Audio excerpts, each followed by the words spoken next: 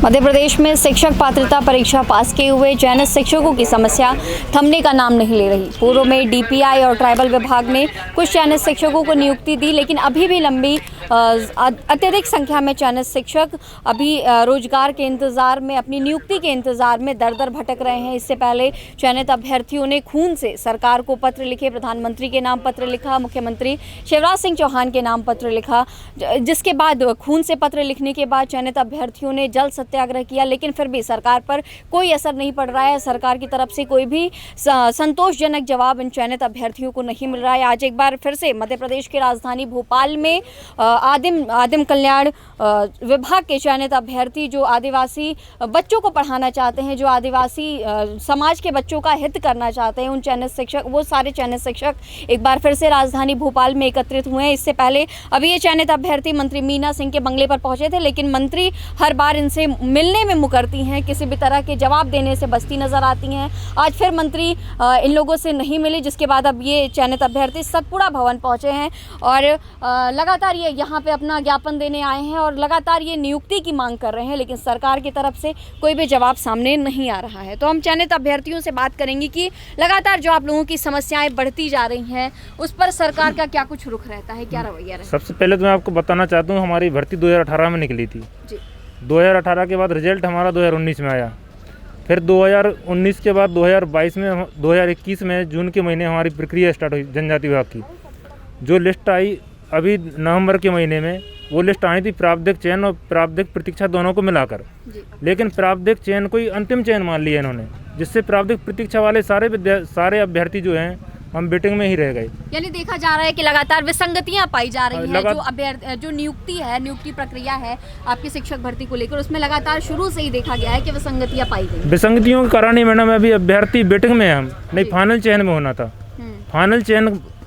Final चयन ना होकर अब वेटिंग में रख दिया। अब ये भी नहीं बता रहा है कोई।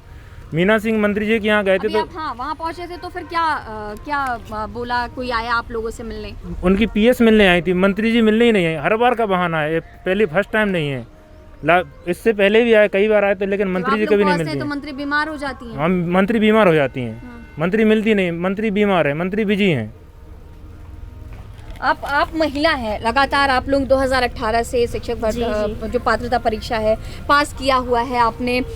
परिवार में भी आप लोगों को कई बार ऐसा होता है कि सुनना पड़ता होगा कि आप बार बार आ रही हैं। पुरुषों के लिए एक बार तो मान लेते हैं कि उनके लिए बाहर आना जाना उतनी समस्याएं नहीं होती है, पर फिर भी अभी आप महिला हैं और आदिवासी इलाके की होंगी आसपास की, क्योंकि तभी आप लोगों ने यहाँ पे अप्लाई कर रखा है। तो फिर कितनी समस्याओं का सामना करना पड़ता है? परिवार वालों से भी कई बार ऐसी कि आप उनकी बोली सुननी पड़ती होगी आप लोगों को। जी मैम, काफ़ी सारी समस्या होती है हम लोगों को। तो ये मान लो कि सुबह से लेकर शाम तक कुछ ना कुछ प्रॉब्लम होती ही है ना। और अपने बच्चों को, अपने हस्बैंड को या फैमिली मैटर को लेकर जो भी समस्याएं होती हैं वो सिर्फ हम लोग ही जानते हैं। और बच्चे होंगे छोटे, हाँ मेरा बेटा है, उसको छोड़ कर आई हूँ, जबकि आज उसका एग्ज़ाम था, वो भी छोड़ कर आई हूँ। जैसा भी होगा, जो कुछ होगा, लेकिन क्या है कि इससे लाइफ मेरी फैमिली की, अपने बच्चे की, सबकी सिक्योर होगी। इस वजह से सब कुछ छोड़ कर आई, एक दिन देकर कि भाई चलो कुछ ना कुछ अच्छा रिजल्ट मिलेगा, पॉजिटिव कुछ न्यूज़ मिलेगी या कुछ हम कैंडिडेटों के साथ सब लोगों के हित में होगा।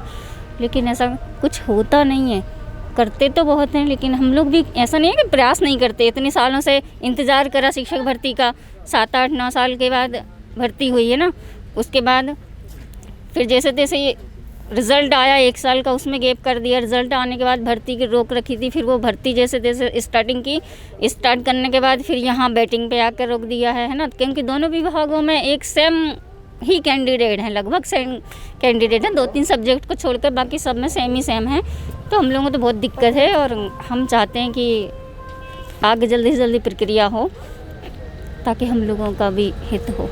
चयनित शिक्षक इतने परेशान हैं कि आज बताते ये जो महिला चयनित अभ्यर्थी, उनकी आंखों में आंसू तक आ गए। क्या कुछ मनोदशा रहती है आप लोगों की?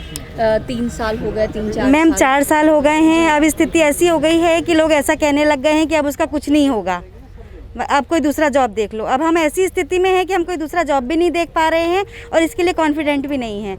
बहुत परेशानी है मैम। मैं खंडवा डिस्ट्रिक्ट से आई हूँ, अपने छोटे से बच्चे को छोड़ करके। परेशानी है, मेरे हस्बैंड भी प्राइवेट जॉब करते हैं, उतनी स्थिति भी अच्छी नहीं है, इसकी भी श्योरिटी नहीं हो पा रही है। हम लोग बहुत परेशान हैं।